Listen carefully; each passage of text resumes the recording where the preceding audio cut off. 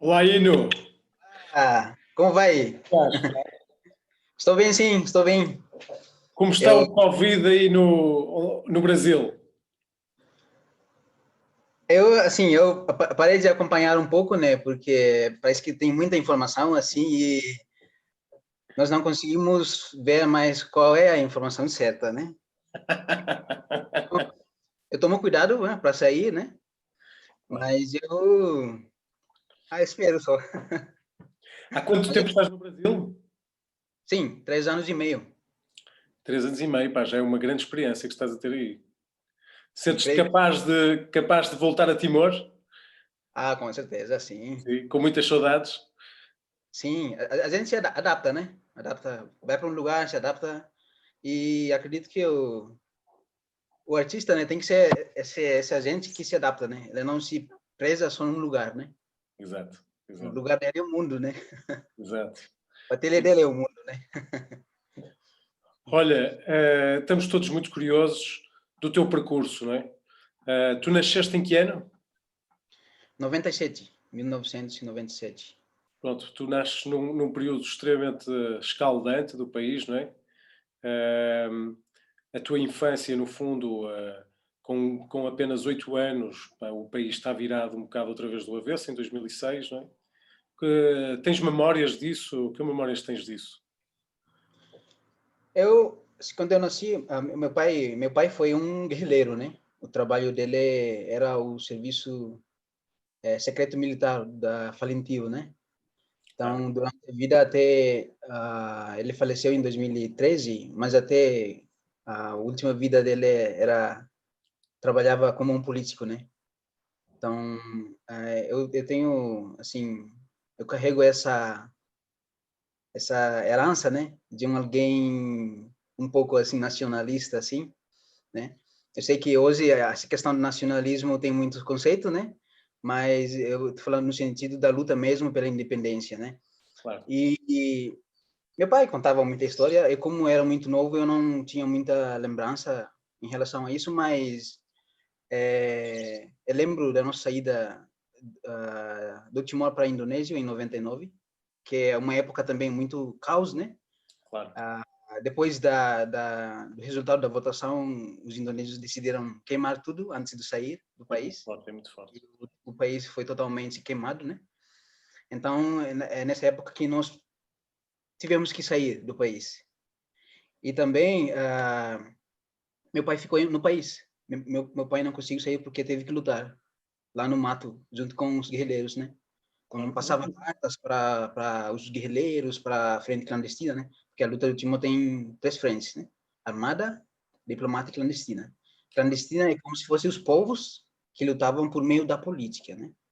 Então, eles ajudavam os guerrilheiros e os diplomatas. Os diplomatas lutavam fora, os guerrilheiros lutavam no mato e os clandestinos lutavam na cidade.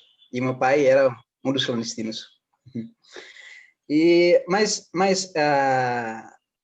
Nessa essa altura vocês fogem, quando vocês têm que fugir e o teu pai fica, eh, é engraçado porque a dispersão também é muito grande. Portanto, há pessoas que vão para Macau, há pessoas que vão para Portugal, há pessoas que vão para a Austrália, há pessoas que vão para a Indonésia, portanto, e vocês foram para onde? para o indonésio.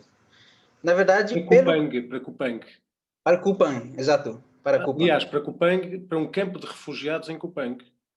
Sim, pelo que minha mãe contou, era como se fosse o indonésio não aceitava a independência 70%, né, do Timor. Então era como se fosse um meio para obrigar o povo a fugir para o indonésio e lá eles fariam novamente meio que uma votação, né? Só que não deu certo porque naquela época o Timor já tem uma política assim junto com outros países, né? À Claro, uma frente, política internacional forte. sim, já tem uma ligação muito forte, né? E já na ONU, em Portugal, na Austrália, muitas pessoas já se levantaram para falar a causa do Timor. Então, essa política não deu certo. Mas mesmo assim, né, nós saímos, né, pela pressão dos indonésios, dos próprios indonésios, né? Então eles nos acompanharam com as tropas milícias, né? Então, nós tivemos que sair com o barco e depois, quando nós voltamos com o carro, né? Quando as forças australianas, né, a Interfete, entrou no país, aí nós tivemos que voltar. Boa. E tu voltas com que idade já? Nós ficamos lá só 6 meses, né? Só 6 meses. Mas lá nós fomos bem acolhidos pela comunidade do indonésio. Uma curiosidade é que a luta timorense ele como se fosse uma contribuição para a democracia do Indonésio, né? Então, já os estudantes Renetil, por exemplo, Renetil, né? Uma das redes da clandestina dos estudantes daquela época, eles lutavam muito no Indonésio, em Bali, Jakarta, e com isso mexia, né? Mexia nesse poder do Suharto para que ele caísse, né? Exato. Quando ele cai, tem uma vantagem para o Timor, mas também para o próprio Indonésio, Claro. que é a caída de uma ditadura, né?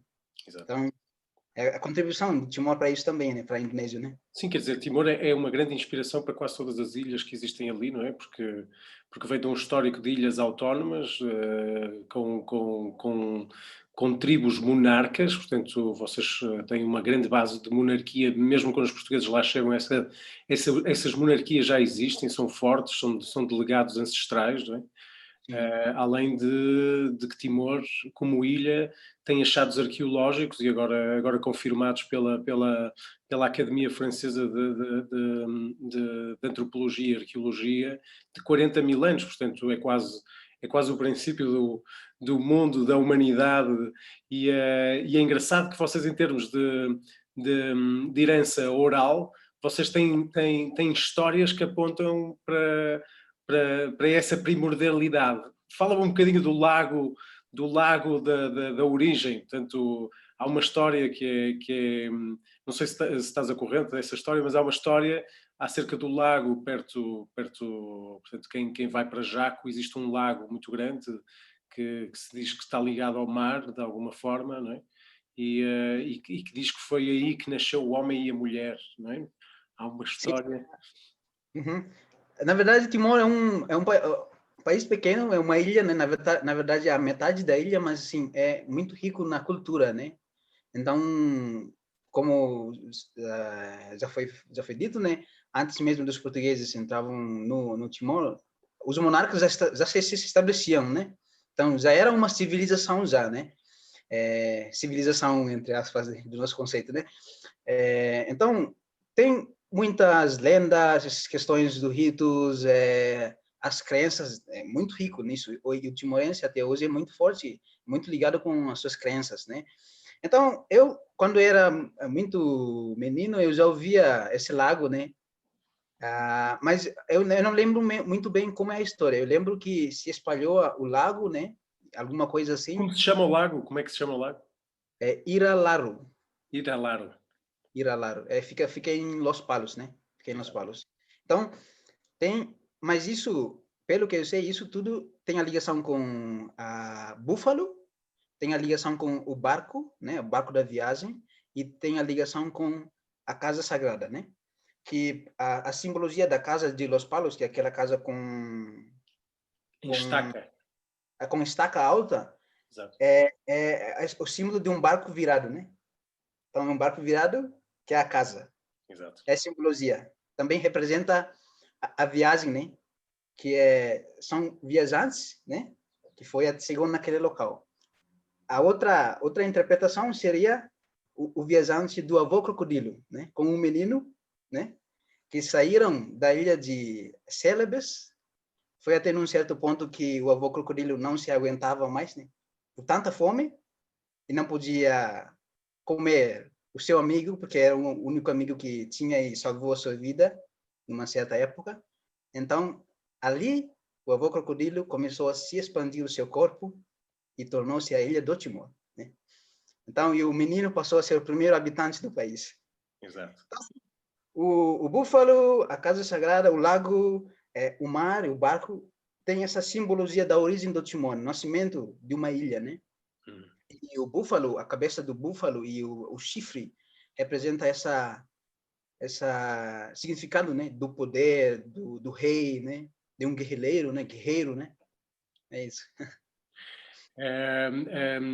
São muitos dialetos, não é? É um país com 36 dialetos. Tu tens noção das tuas origens dentro do país? Sabes Pelo de onde que, vem a tua mãe, o teu pai, os teus avós? sim, sim. Pelo que sei, tinha por volta de 32 e hoje ficou mais ou menos 16 ou 13 por aí, porque a nova geração não conseguia mais falar, né? Ou Uhum. aprender com os velhos e começou a se perder alguns dialetos. A origem da minha família é de Aileu, que é um estado, né, do Timor. Raiklaran significa a terra do meio, né? Então, é um estado que fica no meio do país. Então, os meus pais são de Aileu, os pais dos meus pais também, os pais da minha mãe também. E o pai do meu pai era o delegado Fretlin, né? Que dentro, na luta, dentro de uma certa região, eles têm um líder que representa a luta daquele local. E meu avô era o delegado Fretlin da vila, né? Da vila do meu pai. Minha mãe, o pai da minha mãe também era o rei, que considera o rei, né? Em um local chama Lequidoe, né? Que é um dos subdistritos do estado, né? Tem o distrito, ou estado, e tem os subdistritos, que são as cidades, no caso aqui no Brasil, né? E meu avô, né, pai da minha mãe, era o delegado Fretlin também, mas também era um rei, né? E minha mãe contou que o pai do meu avô era também um rei e ele contribuiu na reunião da Revolução de Dom Boaventura de Same, Manufahi. Sim, é verdade. Então, quando Dom Boaventura planejou, né, para iniciar aquela guerra de Manufahi, ele convocou alguns reis, né, do país para fazer essa revolução e o pai do meu avô teve a participação disso. E eu quando vejo o Boaventura dos Santos, a indumentária dele, portanto, a forma como ele se veste, como ele se apresenta, porque foi fotografado, não é? Porque foi uma personagem que foi fotografada. Ele, além de ser, desculpa se vou dizer alguma coisa errada, eu não sei se ele será, ele era o Liurai, não? Liurai? Liurai. Porque há o Liurai e há o Lianai, não é? O Liurai é o rei, o Lianai é uma espécie de juiz, de padre também, não é? E de conselheiro da comunidade, não é? E É depois como se vocês ainda têm o Matandok, isso, como que se é uma fosse um espécie de fazendeiro. curandeiro, médico, feiticeiro, não é? Oráculo. Exato, isso. Pronto, E e o Boaventura dos Santos, quando eu vi a fotografia dele, fiquei abismado com a semelhança com um samurai. Ou seja, que me pôs a questionar se um liurai teria de alguma forma vindo e transformando-se linguisticamente a própria expressão dessa origem, porque consegue-se ver que geneticamente vocês estão muito próximos das ramificações da Índia e da China e, aham, portanto, toda a população tem uma grande diversidade genética que se funde entre os vários arquipélagos, que há fenómenos variados nos arquipélagos, e que chega ali tanto a parte da arquitetura como a parte da organização social, que se estende aos braços da monarquia javanesa, mas que também, e com isto, aos braços das grandes monarquias chinesas e indianas, não é? O que é que eu te ia perguntar? Existe dentro das histórias orais da tua família reminiscências ligadas ao Tetum Terek, ao centro de linguagem, porque no fundo é uma linguagem superior, o Tetum Terek, não é? uhum.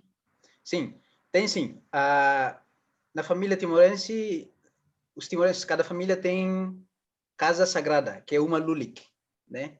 Então, os Umaluliks, eles têm origem. Alguns, eles nasceram ali naquele local e permaneceram até hoje. No caso da Umalulik, da nossa família, surgiu de Same. né? Same, que é um outro distrito do Timor. E ali onde também é falado a língua Tetum-Terik, que originou Tetum Praça, né? Então, de Same que vem isso também. Não só no Same, mas naquela região perto do Same, né? Então, a nossa casa sagrada, o nosso Malulik, vem daquela região, né? Veio, ficou em Malbici, depois ficou em Slar, que é uma montanha do meu distrito hoje, e depois hoje mudou para alguns anos, né? Já faz alguns anos mudou para Tumela, que também é a montanha mais alta do nosso distrito. Tumela é Besilau, né? Então você suba essa montanha e tem a vista para todo o Dili, né? E essa casa sagrada, o nome é Senhor Bere, casa sagrada Senhor Bere, que diz meu pai, né? Que a origem da nossa família vem de uma mulher. Então, certa vez a mulher era muito bonita, linda, sentava na cozinha de 3 pedras e penteava o cabelo, né? Com pente assim. E o cabelo dela caiu até o chão, né? Então, dali surgiu a origem da nossa família, né? Pelo que meu pai contou. E como a mulher era muito linda, e então chamavam de senhora. Então, trazendo para a nossa casa sagrada, como a casa sagrada representa a simbologia do poder, então colocaram do Senhor, Senhor Bere. Bere tem um sentido que usa para os guerreiros que lutam na luta de independência. Buibere, Mobere. E também Bere, na cultura do Mambae, é o nome gentil de Jesus. Significa Jesus. Então, no nosso dialeto, Bere significa Jesus. Então, tem essa... Nós podemos ver, tem esse dualismo, o jogo de significados, né? Tem esse dualismo de Bere no sentido do poder da luta, e Bere também no sentido mais religioso, assim, que foi trazido pelos portugueses, né? Claro. Claro. Olha, é um prazer estar a conversar contigo. Não só porque ainda tive a possibilidade de ter no Consolidar-te da primeira edição, nem eu sabia que o Consolidar-te se iria desenvolver, portanto pensei que seria apenas uma exposição coletiva e que mais tarde poderíamos nós também fazer uma exposição coletiva entre nós. E, entretanto, tu entraste na faculdade no Brasil, partiste para o Brasil, eu muito gosto de todo o teu país, que vibra bastante com a tua aventura e com a tua construção como artista, não é? E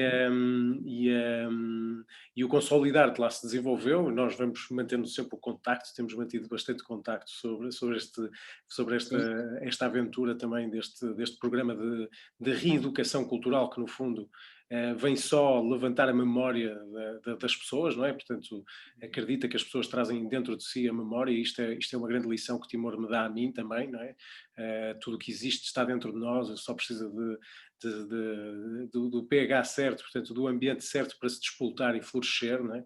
Timor que é um jardim botânico, não é? E que sempre foi visto aos olhos dos portugueses como um grande jardim botânico, com uma multidiversidade de espécies. Timor tem mais de 20 diferentes tipologias de arroz, é super faustoso, é realmente uma riqueza extraordinária, há coisas que só existem em Timor, não é?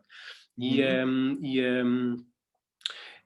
eu queria te perguntar como é que foi esta aventura, porque tu conseguiste participar nesta edição do Video Screening, fazendo uma peça de videoarte que é um bocado inaugural no teu trabalho, mas que de repente encontra um meio de expressão, não é? Tipo, conta-me um bocado dessa tua aventura e que tal é que foi? Sim, para mim, assim, acredito que agora, com essa minha participação, assim, digamos que é oficial, né? Agora eu estou entrando com uma peça, né? Um videoarte, eu quase que fosse assim, como se fosse um anúncio minha para entrar na linguagem tecnológica e também principalmente, eu digo, arte contemporânea e arte conceitual, né? Eu falo isso porque é uma linguagem que, no cenário timorense, muito embora nós temos muitos timorenses que já atuam com isso, né? Aliás, eu acho, desculpa interromper-te, eu acho que, portanto, A forma como vocês adotaram o catolicismo, não é? Porque o catolicismo é adotado por vocês e é transformado numa crença própria, portanto, que tem bases católicas, mas tem muitas bases tradicionais e animistas. Vocês dão muito valor ao animismo, porque dão muito valor à natureza, porque estão rodeados dela e porque sentem a vibração dessa natureza nas vossas vidas, portanto, e o teu trabalho vai entrar por aí, vai entrar pelos sonhos, mas fora isso eu acho que os rituais animistas e a forma como a leitura que se faz do animismo à natureza, portanto que Deus está nessa presença constante em tudo o que é animais, em tudo o que é plantas, na própria terra, não é? Na ancestralidade, no espírito, não é? O espírito representado pelo crocodilo, que no fundo é dos animais pré-históricos que sobrevive até à contemporaneidade, não é? Dos animais menos transformados, menos manipulados, não é? Pela própria natureza. Portanto, eu acho que o animismo, isto é uma coisa interessante de tu te aperceberes também e de conversarmos aqui, eu penso que o animismo e a arte conceptual estão nas pontas do mesmo anel, não é? Estão no abraço, não é? Estão no momento em que a mão esquerda dá à mão direita um aperto, não é? E se junta, não é? Portanto, o que eu me pergunto é, quando tu estás a fazer um objeto de videoarte, e esta forma de ritualização, esta forma de expressão, estás a ver? Consegues senti-la na tua comunidade, possivelmente com muito mais força do que ela se manifesta, não porque ela não se manifesta na arte contemporânea ou na arte conceptual, ela manifesta-se no ritual em si, não? Assim, sim, o Timóteo tem muito forte isso. Eu penso de uma forma assim, eu acredito que a arte, na verdade, nós falamos aqui da arte conceitual, ela não necessariamente precisa representar algo exato ou narrar, né? Então, no caso, o que eu faço no meu trabalho, que eu sonho esse vídeo arte, é como se fosse uma tradução, né? Uma tradução da origem da minha cultura através do vídeo arte, né? Então, eu não retrato ou faço uma narração exata, mas como se fosse usar o pensamento, né? O pensamento dessa simbologia dessa cultura, né? Se eu apresento algo de fato como ela é, né? Eu posso também. Mas eu sei que hoje nós temos essa questão da interdisciplinaridade e tudo, mas os antropólogos fazem isso, os sociólogos fazem tudo isso. O que eu quero é que não deixe de ser uma língua, não deixe de ser a sua origem, não deixa o local, mas também não deixa de ser contemporâneo. Então, estou traduzindo ela para uma linguagem universal, né? De uma forma que todos possam ler, mas também quando eles prestam atenção nessa leitura, vão encontrar ali o Timor, algo do local, né? Mas não necessariamente eu trago um Babadook e apresento o Babadook como ela é. Isso todos fazem. Mas o objetivo da arte é que ela traduz isso, questiona isso, né? E apresenta de uma maneira da perspectiva subjetiva do artista e da perspectiva da arte também, né? Então, isso que torna uma cultura local também universal no sentido da leitura, né? Isso abre uma abertura para que todo o público possa, de alguma forma, chegar até o Timor. Exato. Olha, esse objeto abriu-te as portas para outros objetos?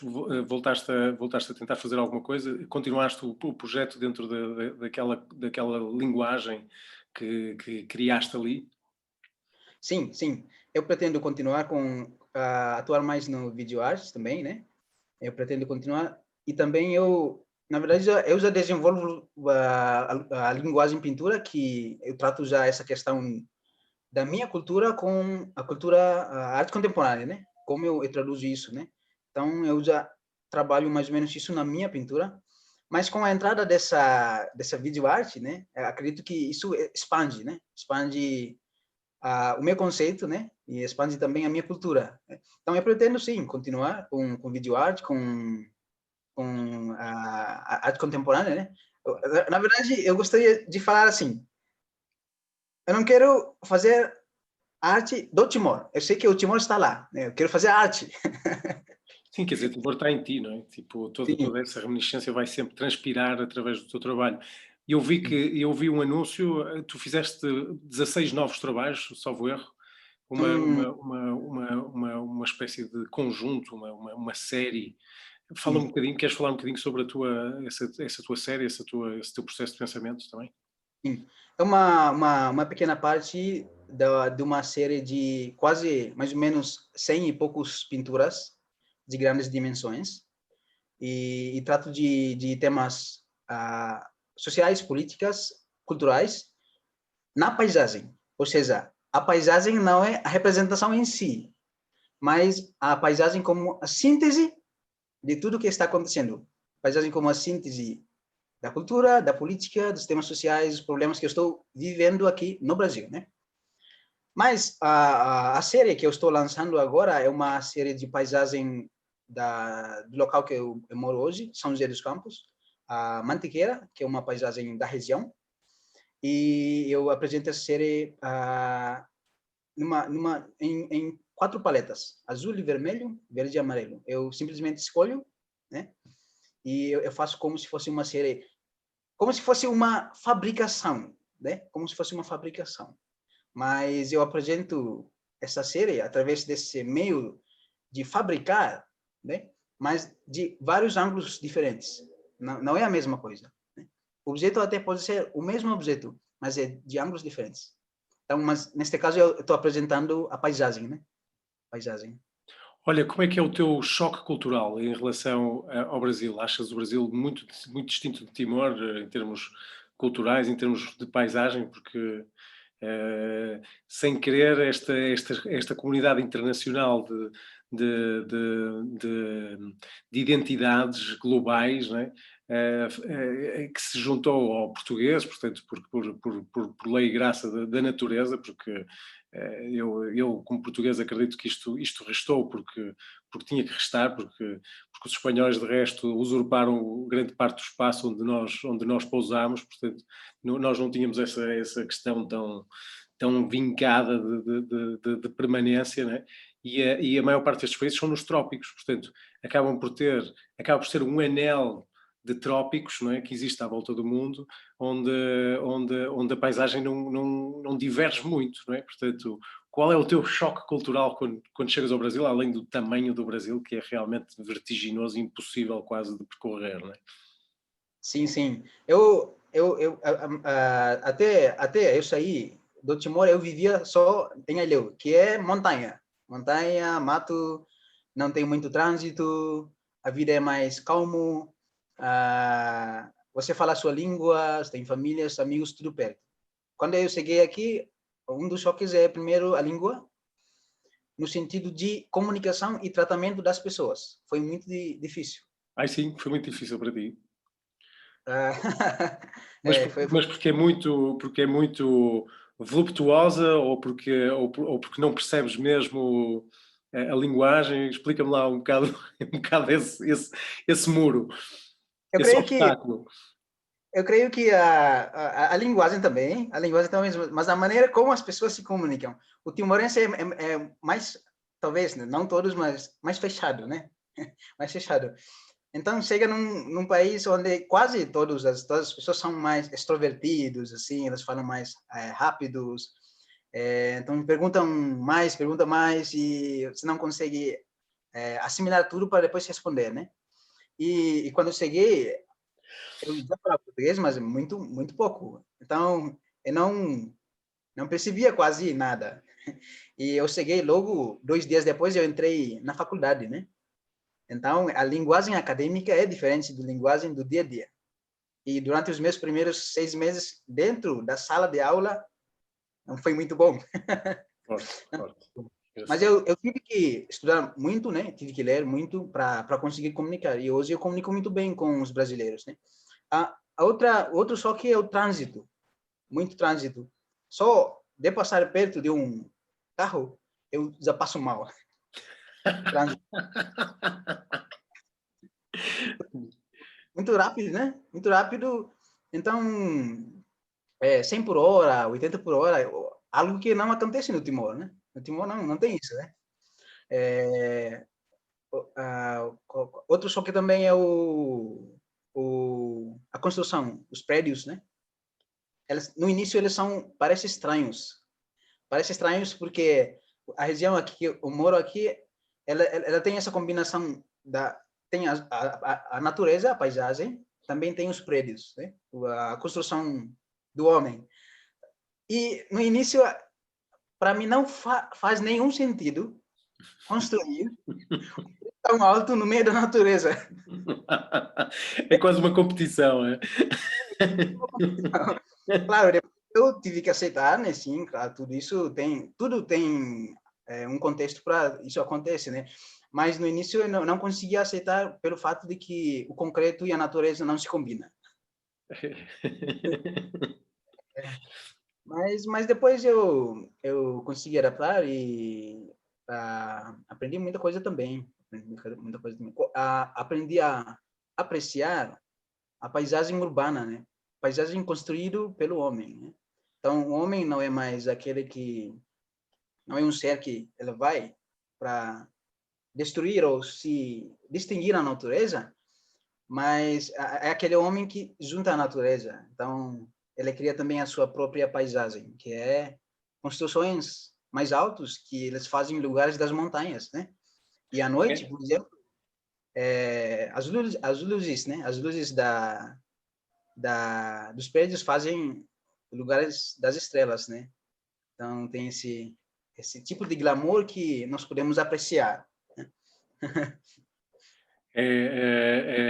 Lá está, nós definimos isso como o homem tende, como quase todos os animais tendem, a uma antropocentricidade, o que quer dizer que a construir uma natureza própria, como as abelhas constroem as suas colmeias, as suas colónias, como as formigas também constroem as suas colónias, os seus espaços, não é? A humanidade cada vez mais se torna consciente de que sim, de que também tem essa tendência biológica de construir o seu próprio espaço e que aceita bem a natureza também dentro desse espaço, mas que acaba por secar, por criar uma espécie quase de cristal, não é? Com um centro comercial gigante, que acaba por ser a cidade um centro comercial gigante, não é? Onde afasta a natureza e onde tenta limpar as ruas e tenta expelir o seu próprio lixo, não é? Que depois tem um impacto muito grande em termos globais e que nos leva a pensar numa espécie de estratificação, em que basicamente o nosso pensamento passa muito tempo na antropocentricidade, mas tem uma espécie de reflexo de consciência através dos alimentos que precisa, dos animais que precisa, das plantas que precisa, que é uma espécie de pensamento que tange a biocentricidade, ou seja, ele é ligado à natureza, mas à natureza que ele precisa, não é? E depois há outro nível ainda de pensamento mais alto, que é esse ecocêntrico, não é? Em que realmente o homem se redime à existência no meio de todos os outros animais, no meio de todas as outras espécies e com esta percepção, não é?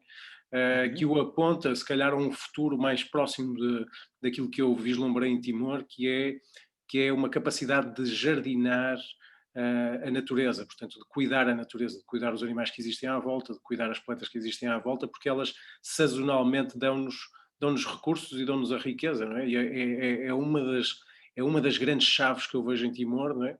É que realmente vocês têm um equilíbrio, ou permanecem em equilíbrio, mesmo ao final de 40 mil anos, permanece um equilíbrio entre a natureza e o homem, que é o que o resto do mundo procura, não é? E que de alguma forma vocês encontraram, ou preservaram, não é? Digamos assim.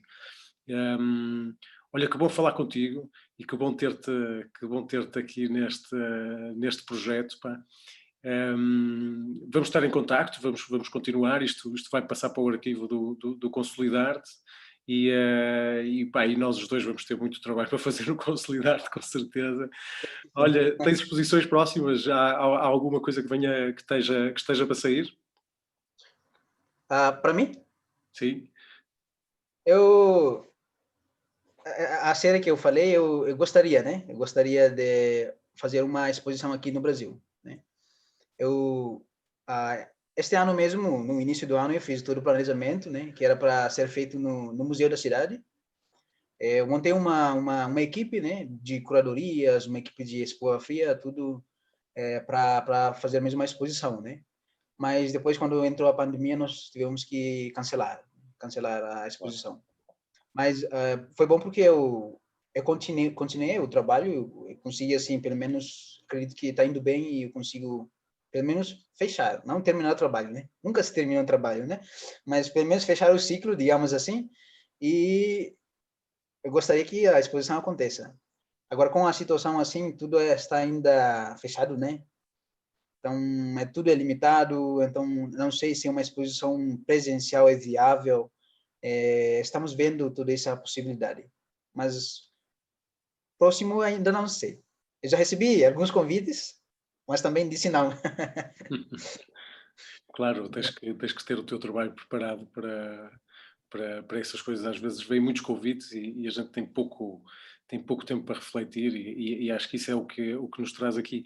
Deixa-me só referenciar outra vez, ou referenciar também um projeto que foi extremamente importante para ti, que é o Projeto Montanha, e da qual tu continuas muito ligado e a criar a ponte entre o Brasil e Timor. Conta-me Sim. como está o Projeto Montanha, tudo bem? Há novas pessoas? Vi uma exposição do teu irmão na Fundação Oriente, pá, que gostei muito, em café, e ele está a desenhar em café extremamente bem, pá, cuidado, até tu... está com o nível da família, pá, está ao nível da família. Conta-me. Mas isso é bom, né? Isso é bom. Ah, Extraordinário, extraordinário. sim, mas também temos que lembrar que quando nós falamos da arte, nós não falamos só da pintura, né? Quando eu falo da pintura ou da gravura, eu falo da linguagem. Mas a arte não é só linguagem, né? É toda a linguagem, é toda a dimensão que se junta que é a arte. Então, nesse caso, alguns vão para pintura, alguns vão para videoarte, alguns vão para... E cada um vai escolhendo o seu caminho. E acho isso bom. E como eu vejo que os timorenses, na maioria, ficam só nas pinturas. Mas, na verdade, eu penso que a arte não é só isso. Agora, para eles conhecem outros tipos de linguagem artísticas, aí sim, nesse caso, a arte tem que estar ligada à educação. Né? A educação artística é muito importante para que os artistas timorenses tenham outras referências não só referências dos pintores, mas também dos artistas que trabalham com fotografia, os artistas que trabalham com escultura, vídeo, instalação, né? Com palavras mesmo. A arte conceitual brinca muito com a palavra também, que se jogar na cultura timorense, tem muitas metáforas da cultura que dá para extrair e colocar junto com a contemporaneidade, que é potente. Né? Mas, para isso, a educação é importante, né? Muito importante, principalmente no cenário timorense, né? Vais ter um papel muito importante nesse processo e eu acho que a universidade já está bastante aberta, neste momento a universidade em Timor já está muito aberta, muito receptiva a essa necessidade, não é? Realmente, e tu com os recursos que criaste com o Brasil, possivelmente encontrará, e com Portugal e com outros países, vais encontrar seguramente recursos para que essa educação comece a nascer em Timor e que traga os seus frutos, porque vai trazer, como tu podes ver e experienciar da tua própria experiência, não é? Que é isso, que é um timorense no mundo leva a cultura para todo lado, não é? Ela está dentro dele, é uma herança genética que vocês têm e que devem espalhá-la pelo mundo, porque, como te digo, muito do mundo tem sede de coisas que vocês preservaram ao longo da vossa cultura e da vossa identidade. Uhum, sim, sim, sim. Mas o projeto Montanha está bem. Tem jovens novos, né? Nós agora estamos na fase da transição da liderança, porque os nossos diretores até hoje são brasileiros, né? Mas agora nós estamos fazendo essa transição que passa toda a liderança para o timorense. Aí sim, o próprio timorense forma o timorense, né? Então é do local para o local. E um dos objetivos é mandar os jovens fora, voltar para o país, e ali eles trabalham com a comunidade, né? E a Sim, arte nós acho que quer queiramos, quer não, a vossa inteligência e o quão vocês são astutos, não é? É muito marcante na vossa personalidade, quer dizer, qualquer timorense fala, ou fala vários dialetos, ou fala várias línguas, é uma pessoa com uma extrema capacidade de agilidade e de adaptação ao espaço, como tu dizes, não é? Grandes navegadores que estão na história portuguesa são timoreses, pá, grandes marcas da vossa língua, do Tétum, estão espalhadas pela paisagem de Portugal, a começar pelo rio Tua, no Douro, que é um rio do vinho e que é um rio cheio de açotadas e de coisas que foram construídas seguramente por pessoas que migraram da vossa comunidade até ao nosso país e até outros países da comunidade. E há outra referência que eu também gostava de falar contigo, assim rápido, só para deixar aqui no registro, que é os Sinomans. Os Sinomans são uma cultura do Pacífico e que eu vejo muito em Timor. Tu tens consciência disso, dos Sinomans, das histórias dos Sinomans?